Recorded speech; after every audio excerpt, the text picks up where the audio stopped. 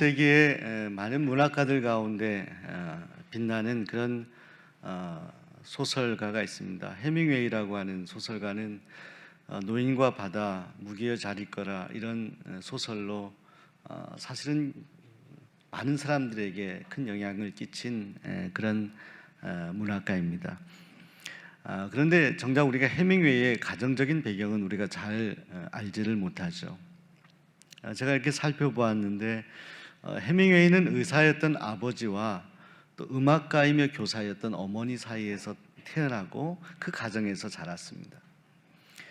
제일 오른쪽에 그 꼬마가 해밍웨이입니다. 어렸을 때 사진. 근데 어머님은 조금 완고하고 강한 스타일이고 아버지는 좀 비교적 온유한 그런 아버지였다고 합니다. 그래서 부부 사이에 조금 갈등이 있고 좀 다툼이 있기도 했는데 그때마다 이 해밍웨이는 아버지와 함께 아버지를 위로하고 아버지와 함께 시간을 많이 가졌었다고 합니다. 그래서 아버지가 이 해밍웨이에게 미친 영향이 상당히 컸다라는 것인데 특별히 이 해밍웨이는 등산, 특별히 낚시를 굉장히 좋아했다고 합니다. 그래서 아버지와 함께 보냈던 그런 어렸을 때의 시간들이 낚시를 함께 하면서 마음의 여러 가지 어려운 것들을 내려놓고 이겨냈던 그런 유년 시절이 있었다는 것이죠. 자, 그래서 그가 썼던 유명한 우리에게 알려진 그런 소설 말고 그가 썼던 작은 단편들 가운데 특별히 세계의 수도라는 The Capital of the World라고 하는 그런 단편이 있는데 이 단편에 보시게 되면 거기에 등장하는 파코라는 그런 아들과 아버지와의 이야기가 나옵니다. 스페인 마드리드를 배경으로 한 이 소설에 보면 이 파코는 아버지와의 갈등 때문에 집을 떠나게 됩니다. 가출하게 되는 것입니다. 아버지도 이 괘씸한 이 아들을 생각하면서 마음이 참으로 힘들고 어려운 가운데 있었지만 그 마음이 회복이 되어서 아들을 용서하기로 결정하게 됩니다. 자, 이 용서를 어떻게 표현할까? 이 소설에서 그 파코의 아버지는 자신이 용서했다는 그 마음을 표현하고 그 아들을 만나기 위해서 이 마드리드의 한 신문사에 광고를 내게 됩니다. 그 광고의 내용은 이런 것이었습니다. 파코, 아들아, 화요일 정오에 몬타나 호텔에서 만나자. 나는 너를 이미 다 용서했다. 아빠가. 이 기사를 내고 이 파코의 아버지는 이 화요일만 기다리게 되었습니다. 그리고 화요일 되었을 때 이 몬타나 호텔 앞에 갔을 때 그런데 수많은 그런 젊은이들이 모여 있는 것을 확인하게 됩니다. 그게 수많은 아들들, 수많은 파쿠라는 이름의 아들들이 아버지를 만나기 위해서 모였는데 무려 800명이 그 앞에 있었다고 합니다. 당시에 이 파쿠라는 이름은 상당히 흔한 이름이었다는 거예요. 우리나라로 말하면 아주 흔한 이름 영숙, 이런 숙자, 귀한 이런 이름들이 많지 않습니까? 800명의 이름, 800명의 사람들이 이 몬타나 호텔에서 아버지를 기다리고 있었다는 것을 통해서 이 소설의 작가였던 해밍웨이는 우리가 우리 가정 안에서 정말로 서로 관계를 회복을 원하는 그런 가족 구성원들이 상당히 많다는 것을 독자들에게 보여주고 싶었던 것입니다. 자, 여러분, 용서라는 이 주제는 성경 창세기부터 요한계시록에 이르기까지 성경의 가장 핵심적인 주제입니다. 또 우리 하나님께서 우리를 용서하셨기 때문에 우리가 구원받은 하나님의 자녀로 여기에 이렇게 서 있습니다. 오늘 성경 말씀에도 보면 시편 기자는 그 용서의 하나님을 표현하는데, 자, 그 용서의 하나님을 표현하기 전에 시편 기자에게 있어서의 깊은 묵상은 용서가 아니라 하나님의 성품에서부터 시작합니다. 하나님은 인자하신 하나님이시다. 하나님은 노하기를 더디하시는 하나님이시다. 하나님은 은혜가 많으신 하나님이시다. 하나님께서는 성을 내시고 노하시더라도 그 노를 영원히 품지 아니하시는 하나님이시다라고 고백합니다. 자, 하나님의 성품에 대해서 시편 기자가 이야기하는데, 자, 하나님의 성품이 시편 기자의 최종적인 목적은 아니었습니다. 그 이후에 시편 기자가 고백하는 것은 그 하나님의 성품을 가진 하나님께서 오늘 우리의 죄과 우리의 씻을 수 없는 죄를 통해서 서로 옮겨주셨다. 오늘 우리의 죄를 용서하신 그 하나님, 그 하나님의 성품은 인자하시다. 그 하나님의 성품은 온유하시다. 자, 우리 하나님께서 우리를 용서하셨다는 것을 말씀하시기 위해서 시편 기자는 그 하나님의 성품을 우리에게 소개하고 있는 것입니다. 이번 명절을 맞이하면서 저는 오늘 말씀을 묵상하며 특별히 아직도 우리 가정 안에서 서로 충분히 용서하지 못하고 마음의 앙금을 가지고 살아가는 우리 가족들이 있다면 이번 명절을 통해서 하나님의 용서의 은혜가 강물같이 흐르게 되기를 소원합니다. 이 세상에는 용서가 필요한 곳이 참으로 많습니다. 용서를 받기 원하는 사람들도 있고 또 누군가를 용서하기 원하는 사람들도 있습니다. 그런데 비극적인 것은 용서를 받기 원하는 사람들은 많은데 정작 용서하기를 원하는 사람들은 많지 않다는 것입니다. 어느 목사님의 한 성도에 대한 간증을 들었습니다. 저에게도 이 이야기가 너무나 마음에 사무쳐서 제가 이 이야기를 가정의 이야기를 할 때 말씀을 드리곤 합니다. 그 가정은 깨어진 가정이었습니다. 남편 되신 분이 아내 몰래 외도를 하게 되었는데 그것 때문에 갈등하고 다투게 되었고 그 남편은 그 아내와 3남매를 두고 집을 떠나게 됩니다. 그 아내가 너무너무 고생을 많이 했는데 안산이라는 곳에 이사하여서 그곳에서 교회를 섬기게 되었다고 합니다. 너무나 신실하게 교회를 섬기는 그 집사님의 모습을 그 목사님이 유심히 보게 되었죠. 그 3남매를 잘 키웠어요. 혼자 아이를 키우려니 얼마나 힘들었겠습니까? 아이들이 잘 성장했습니다. 그런데 좋은 일들이 있어야 되는데 그 집사님에게 아주 중한 병이 걸리게 됩니다. 신부전 합병증이라는 병에 걸려서 정말 생명을 잃을 위기에 처하게 됩니다. 병원에 입원하여서 병원에서도 어떤 조치를 충분히 하기도 어려운 그런 지경에 있었을 때에 그때 자신을 버렸던 남편이 병원에 찾아오게 됩니다. 나를 용서해달라고 그렇게 말하는 남편. 근데 그 아내는 도저히 용서할 수가 없었다는 거예요. 그 남편을 그냥 가라고 쫓아보냈다는 겁니다. 그리고 나서는 며칠 후에 목사님이 신방을 와서 기도를 하고 말씀을 전해주는데 그때 그 위중했던 그 아내가 그 목사님에게 이렇게 고백하는 것입니다. 목사님, 사실은 며칠 전에 저와 아이들을 버렸던 남편이 저에게 왔었습니다. 제가 도저히 용서할 수가 없어서 그저 쫓아보냈습니다. 근데 목사님 말씀을 듣고 기도를 받으니 제가 했던 일을 제가 후회하게 됩니다. 제가 진정 지금은 그 남편을 용서하고 싶습니다. 용서의 마음이 저에게 생깁니다. 용서하지 못했던 저를 용서해 주세요. 이렇게 목사님에게 이야기합니다. 마음으로 그 남편을 용서하고 그리고 얼마 지나서 그 집사님이 하나님의 부르심을 받게 되었다는 거예요. 자, 여기서부터 그 다음 이 목사님의 간증입니다.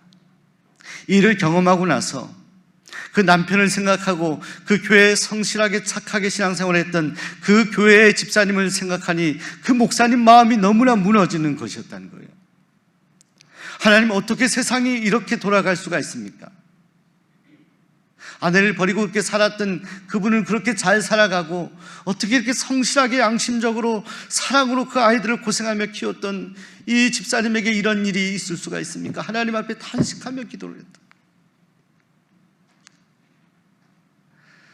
그때 그 소천한 그 집사님 성도를 위해서 기도하는 그 목사님에게 하나님께서 마음에 용서했던, 그래도 마지막 숨을 거두기 전에 남편을 용서했던 그 집사님을 생각하게 하면서 이런 마음의 감동이 주어졌다는 거예요. 용서는 누군가 다른 일을 위한 게 아니라, 다른 사람을 위한 것이 아니라 바로 용서하는 자기 자신을 위한 거다. 용서라는 것은 용서받는 사람을 위한 것이 아니라 용서하는 사람을 위한 것이다. 그 마음을 하나님이 주시더래요. 사랑하는 여러분, 나에게 상처를 준 사람을 용서하지 못하고 미워하는 마음을 품고 있는 것은 사실은 그 사람에게 폐를 끼친다기보다는 오늘 우리 자신에게 큰 독이 된다는 것입니다. 그것이 우리 안에 큰 상처가 되어 있다는 것입니다.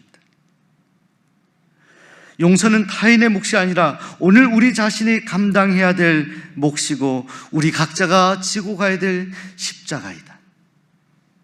자, 그래서 빌리 제올리라고 하는 사람의 말을 저는 좋아하는데, 하나님은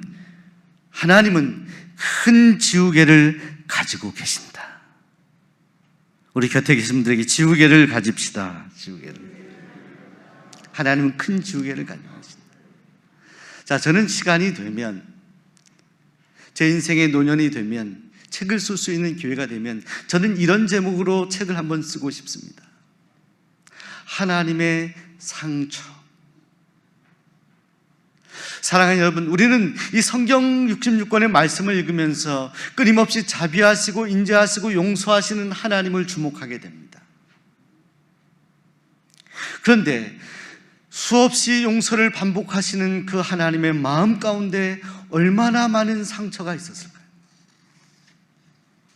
수없이 하나님을 배반하고 하나님을 떠나는 이스라엘 백성들 인생들을 향하신 하나님의 용서와 인자하심, 그 뒷면에 하나님이 얼마나 많은 상처의 마음을 가지고 계실까? 상처를 극복하신 하나님, 상처를 이겨내신 하나님. 자, 이것이 오늘 성경의 또 다른 화두가 되어야 되지 않을까요? 탈무드에 이런 이야기가 있습니다. 어떤 사람이 친구의 집에 와서 낫을 빌려달라고 했다고 합니다. 그 사람이 낫을 빌려주지 않았어요. 여보게 낫 좀 빌려주게. 안 된다고. 그래서 돌려보냈어요. 근데 그 낫을 빌려주지 않았던 그 사람이 어느 날 그 사람이 다 돌아와서 이번에는 반대인 거예요. 나에게 좀 말을 빌려달라고 합니다. 그때 이 사람이 얘기하는 거예요.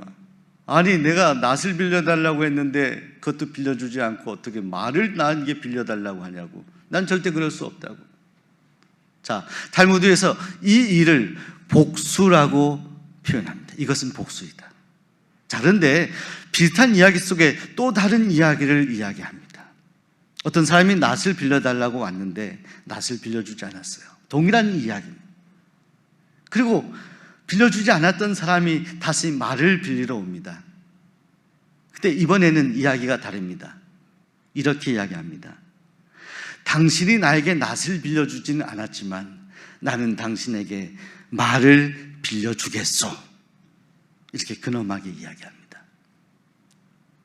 자, 이것은 화해이고 용서라고 우리는 생각할 수 있는데 탈무드에서는 이 스토리의 결론을 이것은 용서가 아니라 증오에 해당된다, 이렇게 판정합니다. 낫을 빌려주지 않은 사람에게 말을 빌려주었잖아요. 화해한 것이 아닙니까? 용서한 것이 아닙니까? 자, 그런데 탈무드의 이야기는 그것은 용서가 아니라는 거예요. 이것은 여전히 증오이다. 왜? 자, 우리가 살아가면서 우리가 하는 어떤 행위에 주목합니다. 어떤 실천에 주목합니다. 눈에 보이는 것에 주목한다는 거예요. 자, 그런데 이 탈무드의 교훈은 우리가 실천하고 손으로 행하는, 겉으로 행하는 것이 아니라 진정 용서라는 것은 우리 마음 중심에서부터 일어나야 가능하다는 것입니다. 마음 중심으로부터 용서를 할 때 그것이 진정 용서이다라는 이야기를 하는 것입니다. 사랑하는 여러분, 우리가 당한 일, 우리가 손해본 일, 때로는 상처받은 일을 우리가 어찌 쉽게 잊을 수가 있겠습니까? 그런데 우리가 이 용서의 말씀을 늘 듣기는 하는데, 그런데 이 용서를 암송도 하는데, 이 용서에 관련된 구절을 깊이 묵상도 하는데, 그런데 오늘 우리의 삶의 어려움은 왜 우리가 묵상하고 기도하고 생각하는 이 용서가 우리의 삶 속에 실천되지 않느냐 하는 것입니다. 왜 행해지지 않느냐 하는 것이죠. 자, 이것은 성경으로 돌아가 첫째로, 이것은 우리의 불순종의 뿌리 깊은 죄악 때문입니다. 이건 우리 스스로가 극복하기 어려운 바로 그 뿌리 깊은 죄악 때문이다. 타락한 성품 때문에 그렇습니다. 금요 성령 집회 때 로마서 7장의 말씀을 우리가 함께 읽었습니다. 거기에는 로마 교회를 향한 선교적인 비전, 이 로마 교회의 어려움들을 잘 극복하며 믿음으로 살라고 권면하는 사도 바울의 위대한 서신이 로마서인데, 이 로마서 7장의 가장 가운데 중심에 바울은 로마 교회 이야기를 하거나 이방인 전도에 대한 이야기를 하지 않습니다. 로마서 7장에 바울은 고백합니다. 오늘 우리의 타락한 습성을 이야기하면서 그것이 다른 사람들의 이야기 아니라 그것이 곧 자신의 이야기라고 이야기합니다. 내 안에 뿌리 깊은 이 죄성, 너무나 깊어서 이것을 제거할 수 없는 죄의 뿌리, 내가 마음은 원하지만 원하는 것을 행하지 못하도록 하는 이 죄악의 뿌리가 너무나 깊어서 이것 때문에 탄식하는 바울의 큰 탄식과 한숨을 듣게 됩니다. 오라, 나는 곤고한 자라. 이 사망의 몸에서 누가 나를 건져내려. 사랑하는 여러분, 사도 바울 그 위대한 성자는 자신에 대해서 나는 사망의 몸이다라고 선언합니다. 죽은 몸이다라는 거예요. 이미 죽었다라는 거예요. 이 죽은 몸을 누가 건져낼 것이냐.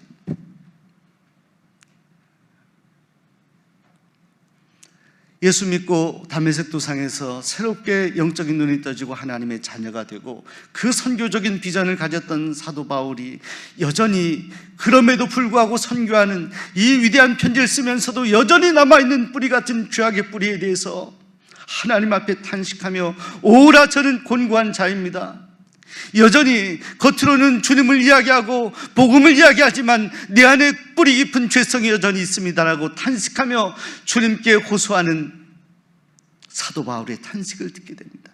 그런데 다행한 것은 그런 탄식 다음에 바울이 하나님 앞에 감사합니다. 하나님 앞에 감사하리로다. 무엇을? 이 사망의 몸에서 건져주신 예수님. 이미 자기 자신에 대해서는 사망 선언을 했어요. 예수 그리스도의 사람이 된다는 것은, 하나님의 자녀가 된다는 것은 사망의 몸을 선언할 수 있는 사람에게만 가능한 일입니다. 이미 나는 죽었다는 거예요. 나는 내 죄성을 볼 때는 나에게는 여전히 가능성이 없다는 거예요. 동에서 서로 우리의 죄를 옮겨주신 하나님의 은혜, 그 용서의 사랑이 없다면 우린 여전히 사망의 몸으로 밖에 살 수 없는 것이 우리의 인생입니다. 사랑하는 여러분, 이 불순종의 뿌리 깊은 죄악이 오늘 우리의 용서를 방해합니다. 자, 그런데 더 중요한 이유가 있습니다. 우리가 남을 용서하지 못하는 더 중요한 이유가 있습니다. 우리가 진정 용서받은 경험이 없기 때문입니다. 그 은혜의 체험이 없기 때문이에요. 전에 TV에 용서라고 하는 그런 프로그램이 있었습니다. 거기에는 친구 간에, 부모 자식 간에, 한 회사 안에서 정말 용서하기 어려운 그런 사람을 용서하는 기회를 주는 그런 프로그램이었습니다. 제가 그때 TV를 보면서 잊혀지지 않는 한 장면이 있었습니다. 외국에 이민 가였던, 입양 갔던 한 청년이 등장하고 어머니가 등장하게 됩니다. 서로 얼굴도 알지 못했던 그 두 모자가 만나게 되는 장면을 소개하게 됩니다. 근데 이 어머니는 과거에 남편이 결혼했을 때 알코올 중독이고 참으로 폭력을 하고 해서 도저히 살기 어려운 그런 때에 아이들을 데리고 도망쳐서 아이 둘을, 이렇게 어린 아이들 손을 잡았는데 둘을 다 키울 만한 능력이 없습니다. 둘째 아이를 보니까 마음이 아프지만 데리고 있는 것보다 당시 입양을 위해서 외국 가서 잘 사는 것이 아이를 위해서 좋겠다. 아이를 외국에 입양했는데 그 입양한 부모들이 잘 키워서 아주 부유하게 잘 자라고 교육도 받고 그렇게 성장했다는 거예요. 자, 이 프로그램이 그 어머니와 그 아들을 주선하는 거예요. 주선하는 장면, 그 둘이 만나게 되었습니다. 만나는 장면에서 그 어머니가 그 아들을 만나자마자 눈물을 펑펑 흘리면서 무릎을 꿇어, 아들아, 날 용서해달라. 내가 널 버린 걸 용서해달라. 아들아, 난 어쩔 수 없었어. 너를 잘 키우기 위해서 나에게 너무나 힘이 들었던 순간에 너를 더 잘 되게 하기 위해서 보낼 수밖에 없었지만 나는 그 이후로 얼마나 이 일을 내가 후회했는지 모른다. 미안하다. 용서해달라. 자, 그때 그 어머니의 탄식을 들었던 아들이 그 어머니에게 이렇게 말합니다. 어머니, 일어나세요. 한국말이 서투른 그 아들이 말하는 거예요. 저는 이미 어머니를 용서했어요.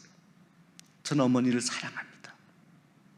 이미 제 마음에는 어머니가 제 미움의 대상이 아니라 저는 어머니를 사랑합니다. 어머니를 이해합니다. 그리고 끌어안고 모자의 정을 나누는 그 모습을 보게 됐습니다. 진정 마음으로 용서한 모습을 보게 됩니다. 자, 저는 이 TV 프로그램을 보면서 제 안에 느낀 것 하나가 있습니다.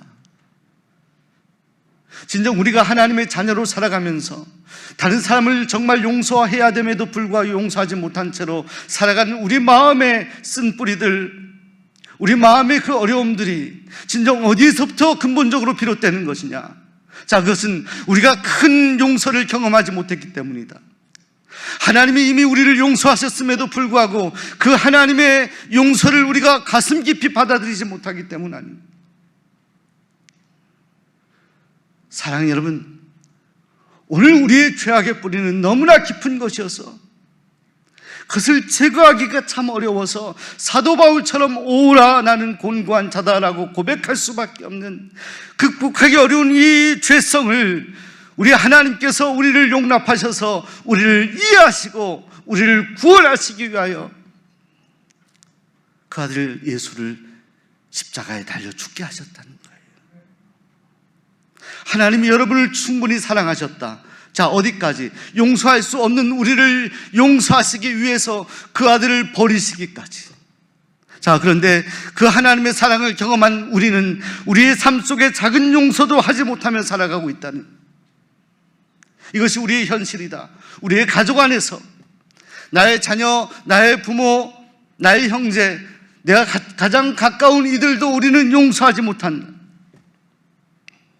마음에 여전히 앙금을 가지고 살아가고 있는 오늘 우리들에게 하나님이 오늘 우리를 용서하신 그 사랑으로 그 용서를 경험했다면 오늘 우리 삶 속에 아직도 우리가 회복하지 못하는 마음을 회복해야 되지 않을까. 사랑하는 여러분, 하나님은 여러분을 사랑하십니다. 하나님이 우리를 용서하셨기 때문에 오늘 저와 여러분이 여기에 있는 것 아닙니까? 하나님이 우리의 죄를, 동에 있는 우리의 죄를 서로 옮겨주셨기 때문에 오늘 우리가 여기에 있는 것 아닙니까? 이것은 마치 사면을 받은 죄수와 같습니다. 사람을 죽여서 평생 옥에서 살아야 되고 사형을 당해야 되는 어떤 한 사람이 있었어요. 죄수가 있었어요. 그는 마땅히 처참하게 어쩌면 그 대가를 치러야 될 사람이었어요. 자, 그런데 그를 향하여 사면을 선포하는 거예요. 여전히 죄가 있음에도 불구하고 그를 꺼내주는 거예요. 그 사람이 감옥 안에서 얼마나 좋은 일을 행했느냐, 선한 일 때문이 아니라 그를 바라보는 사람이 긍휼한 마음으로 그를 사면합니다. 자, 저는 이것과 동일하다고 생각합니다. 오늘 우리의 죄라는 것은, 성경이 말씀하는 죄는 정말로 뿌리 깊고 깊어서 우리 스스로 극복할 수 없는 죄. 근데 하나님은 오늘 저와 여러분을 사면하셨습니다. 우리를 꺼내주신 거예요. 하나님의 큰 용서를 경험한 우리가 우리의 삶 속에 작은 용서를 실천하지 못한다면 하나님에게 우리는 얼마나 또 큰 상처를 드리며 살아가는 것입니까? 사랑하는 여러분, 하나님께서 우리를 사랑하시고 용서하시기 위해 보내신 예수님을 기억합니다. 예수님 33년의 생애를 사시고 3년간 공생의 사역을 하시고 십자가에 달려 돌아가셨습니다. 십자가에 죽으시고 나서 예수님은 그 암흑 속에 계시다가 3일 만에 부활하셨습니다. 여러분, 성경은 부활하신 예수님의 행보를 기록하고 있습니다. 예수님이 손에 여전히 못자국이 있고 허리에 창자국이 있는 예수님이 그 몸을 가지고 가장 먼저 그 몸을 보이시고 나타나신 분이 누굽니까? 예수님을 배반했던 제자들입니다. 예수님을 끝까지 응원했던 여인들에게 나타나지 않은, 예수님은 그 제자들에게 가서 그들과 대화를 겁니다. 말을 겁니다. 샬롬, 너에게 평강이 있을지어다. 그들을 위로합니다. 자, 여러분, 인간적으로 볼 때 누가 누구를 위로해야 되는 것입니까? 예수님을 배반했던 그들이 예수님 앞에 무릎 꿇고 주님께 사과 사죄를 해도 부족한 것 아닙니까? 그런데 우리 주님이 그들 앞에 나타나셨습니다. 그들에게 먼저 가셨습니다. 주님이 화해를 선언합니다. 샬롬, 너에게 평강이 있을지어다. 죄 지은 그들에게 그 거룩한 몸을 나타내 보이신 우리 주님. 자, 요한복음 21장에 보시게 되면 베드로에게 나타나셔서 그와 대화하는 장면이 나옵니다. 끝까지 주님을 지키겠습니다라고 했던 베드로가 결국 주님을 배반합니다. 그런데 그 배반한 베드로에게 주님은 말을 청하죠. 주님이 청했던 말이 무엇입니까? 내가 나를 사랑하느냐? 내가 나를 사랑하느냐? 그 질문은 나는 여전히 너를 사랑한다. 자, 베드로와 같은 오늘 우리를 어루만져 주시고 용서해 주신 그 주님의 사랑, 그 사랑을 우리가 마음에 기억하는데 어찌 우리의 삶 속에서, 오늘 우리의 가족 안에서 이 용서가 실천되지 않을 수 있겠습니까? 그것은 마치 우리가 정말 큰 빚을 탕감하였는데 작은 빚을 기억하며 받으려는 사람과 같습니다. 어떤 사람이 수천만 원의 빚을 지어서 어려운 그런 부도의 일들을 극복하려고 돈을 빌렸습니다. 어려운 회사를 극복하지 못하고 빌린 돈도 날리고 아무것도 없을 때 그 친구가 말하는 겁니다. 빚을 갚을 능력이 없는 친구, 그 친구에게 돈을 빌려준 친구가 걱정하지 말라고, 돈이 다냐고, 나는 돈 때문에 사는 인생이 아니라 너와의 관계 속에서 너를 신뢰하고 끝까지 사랑하기 때문에 나는 돈보다 너의 몸이 걱정이다. 돈 잊어버리겠다. 받으려고 생각도 안 했습니다. 수천만 원을 탕감해 주었어요. 자, 그런데 그 사람이 얼마 지나다가 회복을 하게 됩니다. 그리고 누군가에게 돈을 빌리러 온 사람에게 돈을 빌려줍니다. 한 10만 원을 빌려주었다고 하는데 이건 가정적인 얘기입니다. 돈을 갚지 않은 그 어떤 사람에게 시간이 지났을 때 당신 왜 돈을 갚지 않습니까? 이런 일이 얼마든지 가능하죠. 예수님이 비유 속에서도 나오잖아요. 자, 여러분, 명절을 앞두고 오늘 여러분이 기억해야 될 것은 여러분이 얼마나 많은 빚을 탕감받았습니까? 저와 여러분이 얼마나 많은 죄의 빚에 대한 탕감을 하나님께 받았습니까? 받았잖아요. 그 죄 용서를 여러분들이 경험했잖아요. 여러분의 뿌리 깊은 죄악을 용서하신 주님을 여러분이 만나셨잖아요. 자, 그렇다면 오늘 우리의 선택은 무엇입니까? 용서받을 수 없는 그 죄악을 용서하신 주님께서 오늘 우리에게, 우리의 삶 속에 누군가를 용서하라 말씀하시면 우린 그 주님의 말씀에 순종해야 되지 않겠습니까? 이것이 주님의 뒤를 따르는 제자들의 삶이어야 되지 않겠습니까? 19세기 초에 아주 유명한 프랑스 화가이며 판화가였던 르오라고 하는 사람의 작품 가운데 이런 작품이 있다고 합니다. 이건 판화인데요, 이 판화의 제목이 향나무는 자기를 찍는 도끼 날에도 향을 묻힌다. 자, 이 제목이 설명하는 것은 여러분, 향나무의 도끼를 때리면 이 향나무가 얼마나 아프겠습니까? 그런데 여러분, 이 향나무는 자기를 치는 그 도끼 날에도 향기를 묻힌다. 자, 저는 이 르오의 작품을 이렇게 보면서 우리 주님의 모습을 기억하게 되었습니다. 사도 바울이 로마서를 쓰면서도 우리 주님의 모습을 떠올렸던 것처럼 도끼날 치는 도끼날에도 향기를 묻힌다는 것이 가능한가? 우리 인간사에 가능한가? 나에게 상처를 주고 아픔을 준 사람들에 대한 지우개를 우리가 들고 지울 수 있겠는가? 오늘 우리의 성품으로 그것이 가능하겠는가를 물을 수 있을 것입니다. 가능하지 않아요. 그런데 가능할 수 있는 방법이 하나 있습니다. 자, 그것은 우리 주님을 묵상하는 것입니다.